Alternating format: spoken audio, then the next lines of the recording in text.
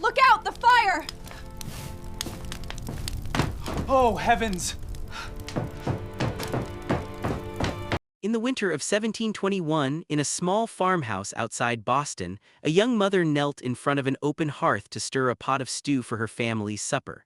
Her long wool skirt, the only kind of dress available to a woman of her time, brushed against a stray ember that had rolled off the edge of the fire.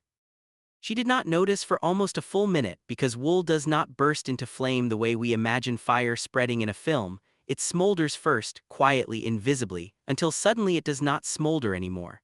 By the time her husband smelled smoke and turned around, half her skirt was engulfed, and within a week she was dead from her burns. Her name barely survives in a single parish record, one line among hundreds of nearly identical entries scattered across the burial registers of early colonial towns, each one a woman, almost always a woman, killed by the very fire she was using to keep her family fed. This was not a freak accident. This was, for most of human history, simply one of the risks of eating dinner. Cooking a meal did not mean turning a dial and walking away. It meant kneeling, bending, and working for hours directly beside an open, unguarded flame, in clothing that could catch fire, in a room that was often filled with smoke, using tools that could just as easily maim you as feed your family. For thousands of years, before anyone had ever heard the word stove, the way we use it today, every single meal in every single home on Earth began with a genuine physical confrontation between a human being and an open fire, and that confrontation had a body count that history has almost completely forgotten. If stories like this pull you in, hit subscribe now because we are about to walk through one of the most dangerous, most physically demanding parts of daily life for nearly all of human history, hiding in plain sight in something as ordinary as dinner. For the overwhelming majority of human existence, cooking meant an open fire, either built directly on the ground or later, contained within a stone or brick hearth built into the wall of a home. This sounds simple in the abstract, almost cozy, the kind of image you might see on a greeting card. The daily reality was nothing like that. An open hearth fire had no thermostat, no dial, no way to precisely control temperature at all. The cook, and it was overwhelmingly women who bore this labor across nearly every culture in recorded history, had to manage heat entirely through instinct, moving pots closer to or farther from the flames, adding or removing wood, fanning embers by hand, and constantly adjusting for the unpredictable behavior of burning wood, which could flare suddenly, collapse without warning, or die down at the worst possible moment. The physical toll of this labor is almost impossible to overstate. Cooking over an open hearth meant spending hours each day bent over at an awkward angle, close enough to the flames to manage the food but exposed to intense, direct heat radiating onto the face, arms, and torso. Historians studying the skeletal remains of women from certain pre-industrial societies have found evidence of chronic joint damage consistent with decades of this specific kneeling, bending posture repeated day after day, year after year, beginning often in early childhood and continuing until the body simply could not do it anymore. This was not occasional labor. This was hours-long labor performed multiple times daily, every single day for an entire lifetime, in the same crouched position, next to the same open flame. Smoke inhalation was another silent, constant danger that nobody at the time fully understood as a health crisis, even though its effects were plainly visible. Homes without proper chimneys, which described the overwhelming majority of dwellings for most of human history, filled with smoke every time a fire was lit for cooking. Soot coated the walls, the ceilings, and the lungs of everyone who spent significant time indoors, but especially the cook, who spent more hours closer to the fire than anyone else in the household. Travelers' accounts from across centuries repeatedly describe entering rural homes and finding the air inside thick enough to sting the eyes within seconds, blackened rafters overhead, and residents who seemed almost unbothered by conditions a modern visitor would find nearly unbearable, simply because they had never known anything else. Chronic coughing, described in old medical texts under vague names like the cottager's cough, or attributed generally to bad air or damp lungs, was so common in smoke-filled households that it was barely considered worth remarking on, treated as an ordinary and expected feature of getting older rather than the direct, cumulative result of decades spent breathing wood smoke in an unventilated room. The invention of the chimney itself, something so basic to our modern idea of a house that it barely registers as a technology at all, took an extraordinary long time to spread.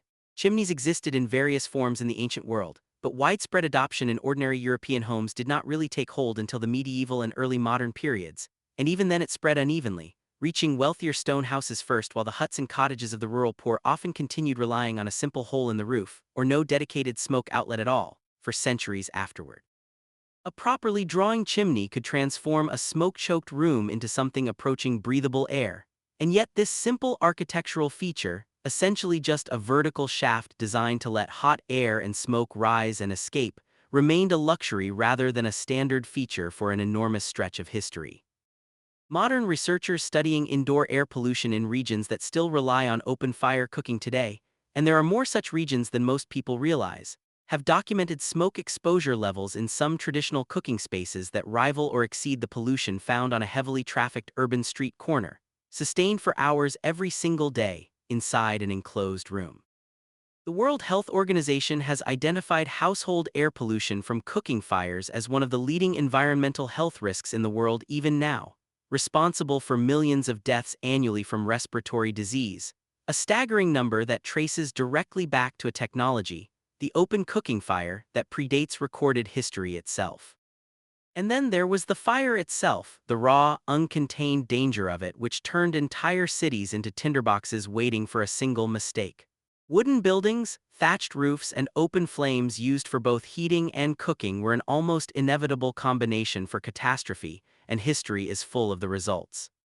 The Great Fire of London in 1666 is remembered today largely as a singular historic event, but fires on a smaller, deadlier, more personal scale broke out constantly, in individual homes, individual kitchens, caused by nothing more dramatic than a cooking fire that spread a few feet farther than intended.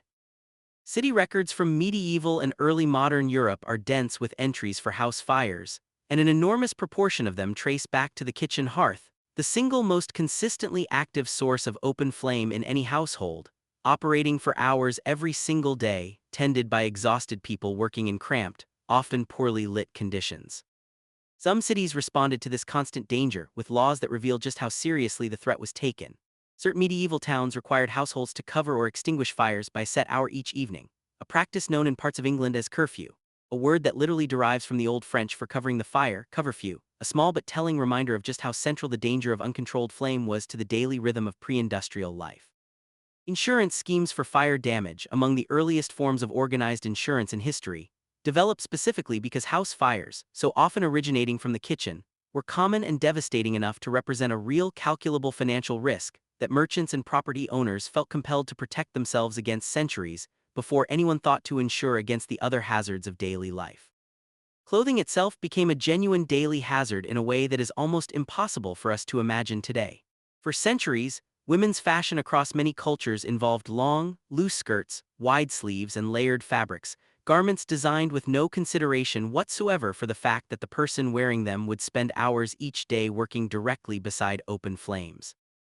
Wool and cotton, the most common fabrics for ordinary clothing, could smolder for uncomfortably long stretches before catching fully alight, meaning a woman could brush against embers or flames and not even realize she was in danger until the fire had already progressed significantly.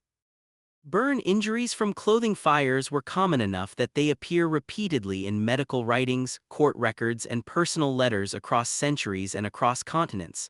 A quiet, unglamorous danger stitched directly into the fabric of everyday domestic life. This was not confined to any single culture or region. In Victorian England, the danger became so widely recognized that it earned its own grim nickname in the press, crinoline deaths, referring to the wide, hooped skirts fashionable among women of the era, structures made partly of flammable material and built wide enough to easily brush against a hearth fire without the wearer even realizing it. Newspaper reports from the 1850s and 60s describe case after case of women, sometimes quite young, killed or horribly disfigured after their skirts caught fire while cooking, tending a fireplace, or simply standing too close to a lit candle. Even public figures were not immune to. Oh, the danger! Stories of society women suffering fatal or near-fatal hearth fires circulated widely enough to become a genuine source of public anxiety, prompting some critics of fashion at the time to argue, largely without success, that the whooped skirt itself should be abandoned on safety grounds alone. Children faced their own version of this danger, and it was severe.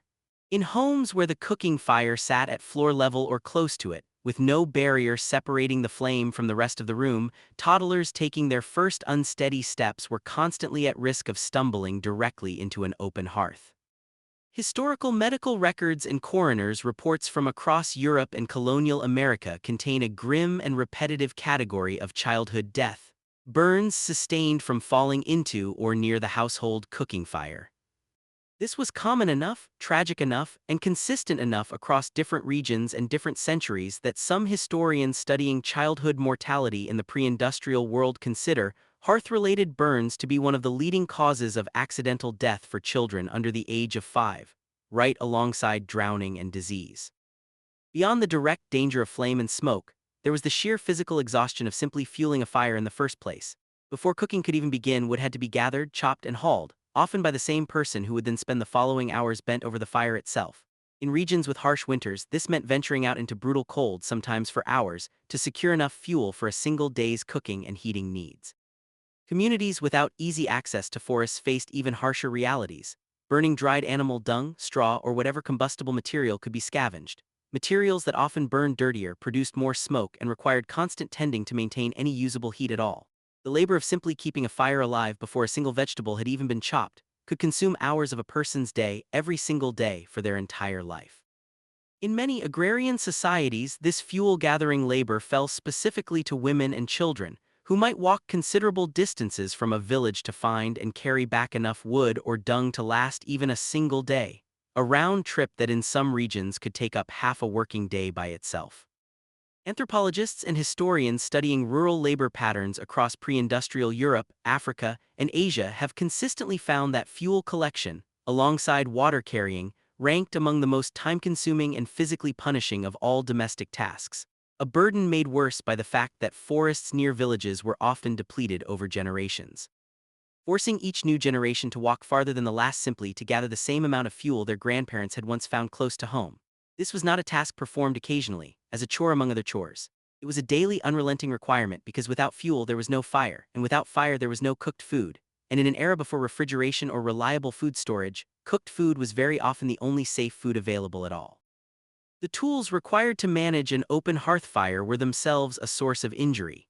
Heavy iron pots, cauldrons, and cooking implements had to be lifted, swung, and positioned directly over or beside open flames using nothing more than bare strength, and, if the household could afford them, thick cloth to protect the hands. Cast iron cookware, still prized today for its heat retention, was in this era simply an enormously heavy object that had to be maneuvered constantly near fire, by hand, often by people who were also managing small children, tending other tasks, and working in dim, smoky conditions that made every movement more dangerous than it needed to be. Burns from spilled boiling liquid, scalds from steam, and crushed or broken bones from dropped cast iron cookware were common enough injuries that many historical medical texts include specific treatments for exactly this category of household accident. Some households used adjustable iron cranes or hooks mounted inside the hearth to swing heavy pots away from the fire without lifting them entirely, a clever mechanical solution that reduced but never eliminated the risk of a slip, a spill, or a sudden lurch that could send scalding contents across a cook's arms or a nearby child. Even with such devices, the fundamental problem remained unsolved. There was still an open flame, still a heavy vessel of boiling or scalding contents balanced above it, and still a human body positioned close enough to manage both at once, hour after hour, meal after meal, for an entire lifetime. The earliest meaningful shift away from this constant danger did not come quickly, and it did not come easily. Enclosed cast iron stoves began to appear in parts of Europe in the 1600s and 1700s. Containing the fire within a sealed metal chamber rather than leaving it fully exposed in an open hearth. Benjamin Franklin's famous stove design in the 1740s, though initially intended primarily for heating rather than cooking, represented an early example of this broader shift in thinking. The idea that fire could be contained, directed, and controlled rather than simply managed by proximity and instinct. These early enclosed stoves were expensive, however, and remained out of reach for the vast majority of ordinary households for generations, meaning that for most people, the open hearth, with all its dangers intact, remained the only option well into the industrial era. The truly transformative shift came with the spread of the cast iron cookstove in the 1800s, a technology that finally began reaching working and middle-class households in meaningful numbers. These stoves enclosed the fire almost entirely, containing it within an iron chamber with regulated vents that allowed a cook to control airflow and, by extension, temperature, with a precision that had simply never existed before in an ordinary home. The cooking surface sat on top, flat and enclosed, meaning pots no longer had to be positioned directly within or beside an open flame, and the risk of clothing catching fire dropped dramatically, though it never disappeared entirely. This single invention, unglamorous and rarely celebrated with the fanfare given to other industrial breakthroughs, quietly removed one of the most consistent physical dangers that had followed nearly every woman in nearly every household across the world for the entirety of recorded history. The spread of these stoves was neither instant nor equal. Wealthier urban households in industrializing nations gained access first, often decades before rural or poorer communities saw the same shift. In much of the American South and in rural regions across Europe, open hearth cooking persisted well into the later 1800s, and, in some communities, into the early 20th century, meaning the dangers described here were not some distant medieval memory but a living reality for people whose grandchildren are alive today. Coal-burning stoves became especially common in industrial cities during the 19th century, offering a hotter, longer-lasting, and more consistent fuel source than wood, though coal brought its own hazards in the form of carbon monoxide poisoning and the constant grime of coal dust that had to be managed in even the most carefully kept kitchen. Advertisements for these new stoves from the period when they survive often marketed them directly at women, promising not luxury or status but something far more basic and far more valuable: safety, cleanliness, and a genuine reduction in the physical burden that cooking had always demanded. The gas stove, developed and refined through the second half of the 19th century, and later the electric stove in the 20th century, extended this same basic revolution even further, removing not just the open flame but eventually, with electric ranges, removing combustion from the kitchen entirely for those households that could afford the shift. Gas stoves in particular were initially met with considerable public suspicion, since piping an invisible, flammable gas directly into a home kitchen struck many people at the time as trading one danger for another, and early gas leaks did cause real accidents that fed this fear. It took decades of safety improvements, public education campaigns, and simple, gradual familiarity before gas cooking became something ordinary households trusted enough to welcome into daily use. A reminder that even genuine safety improvements rarely arrive with instant, universal acceptance. Each of these transitions carried its own quiet reduction in human suffering that almost never makes it into the history books written about important technological progress. Burn injury rates in households that transitioned to enclosed stoves dropped measurably according to the limited records available from the period. Respiratory illness linked to indoor smoke inhalation declined as enclosed combustion chambers, and eventually, proper venting systems became more common. The sheer physical labor of cooking eased considerably as well, as stoves required less constant, exhausting fuel management than an open hearth had demanded, freeing up hours of the day that had previously been consumed entirely by the basic, unglamorous work of feeding a family without burning the house down or the cook along with it. And yet, just as with refrigeration, this is a revolution that has never fully reached the entire world. Today, according to public health researchers tracking global cooking practices, close to a third of the world's population still cooks primarily using open fires or basic unventilated stoves burning wood, charcoal, dung, or crop waste, conditions that carry many of the exact same risks described throughout this story, from severe burns to devastating rates of respiratory illness.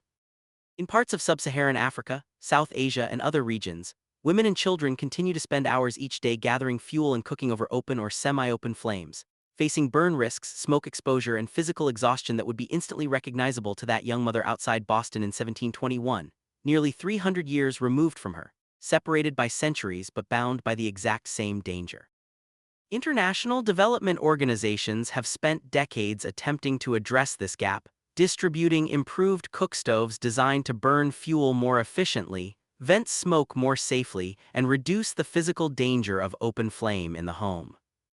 Progress has been real but slow and uneven, complicated by cost, cultural preference for traditional cooking methods that produce flavors modern stoves cannot easily replicate, and the simple logistical challenge of distributing and maintaining new technology across remote regions with limited infrastructure. Public health researchers studying these programs consistently note that the households that adopt improved stoves see measurable drops in burn injuries and respiratory illness within just a few years. A modern small-scale echo of the exact same transformation that swept through wealthier nations more than a century earlier. Proof that the basic story of this technology, once it finally arrives in a household, tends to repeat itself with remarkable consistency, regardless of century or continent. There is something almost eerie about how closely the story repeats itself across such vastly different eras and cultures. The specific dangers, embers catching on loose clothing, children wandering too close to an unguarded flame, smoke silently damaging lungs over years of exposure, appear again and again in historical records from ancient societies, from medieval Europe, from colonial America, and in public health studies published within the last several years describing households on the other side of the modern world.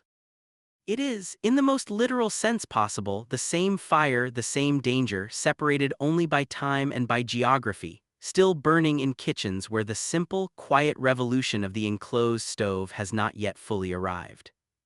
The next time you turn a dial and watch a burner glow to life, or slide a dish into an oven and simply walk away to do something else entirely, consider what that small, unremarkable convenience actually represents. It represents the ending of a battle that human beings fought, day after day, meal after meal, for essentially the entire span of recorded history, a battle fought overwhelmingly by women, largely unrecognized, rarely written about, and yet responsible for an enormous, invisible weight of suffering that simply vanished from wealthier households sometime in the last 150 years. So completely and so quietly that most people alive today have never once had to think of cooking dinner as something that could kill them. That young mother outside Boston in 1721 was not unlucky in any meaningful sense of the word. She was simply living inside the ordinary, everyday danger that defined nearly every kitchen on Earth for thousands upon thousands of years, a danger so constant and so normalized that it rarely earned so much as a second line in the historical record beyond the bare fact of a death and a burial. Her fire has, in most of the world, finally gone quiet, contained behind glass and metal, controlled by a simple twist of the wrist. But in a third of the homes on this planet tonight, that same fire is still burning, exposed, unguarded, and still just as dangerous as it was the day she knelt down in front of it for what would be the last time.